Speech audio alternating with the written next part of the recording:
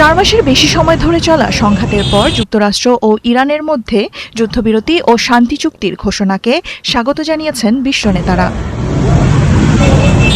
জাতিসংঘ মহাসচিব Antonio Guterres এই উদ্যোগকে স্বাগত জানিয়ে বলেছেন, সংঘাতের শান্তিপূর্ণ সমাধানের পথে এটি একটি গুরুত্বপূর্ণ পদক্ষেপ। একই সঙ্গে পাকিস্তান, কাতার, সৌদি আরব ও তুরস্কের কূটনৈতিক প্রচেষ্টার প্রশংসা করেছে জাতিসংঘ। এই চুক্তিকে আঞ্চলিক শান্তি ও স্থিতিশীলতার জন্য গুরুত্বপূর্ণ বলেছেন তুরস্কের প্রেসিডেন্ট রিসেপ তাইয়েপ এরদোয়ান।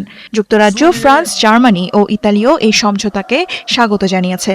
তারা বলছে, সফল বাস্তবায়ন মধ্যপ্রাচ্যের নিরাপত্তা ও বৈশ্বিক অর্থনীতিতে ইতিবাচক প্রভাব ফেলতে পারে। কাতার, জাপান, অস্ট্রেলিয়া ও নিউজিল্যান্ডও কূটনৈতিক উদ্যোগকে স্বাগত জানিয়েছে। তাদের মতে, আলোচনার মাধ্যমেই দীর্ঘদিনের উত্তেজনার টেকসই সমাধান সম্ভব। বিশ্লেষকদের মতে, শুধু যুক্তরাষ্ট্র ইরান সম্পর্কেই নয়, পুরো মধ্যপ্রাচ্যের ভূ রাজনৈতিক সমীকরণেও বড় পরিবর্তন আনতে পারে এই চুক্তি। তবে স্থায়ী শান্তির জন্য চুক্তির পূর্ণ বাস্তবায়নই এখন সবচেয়ে বড় চ্যালেঞ্জ।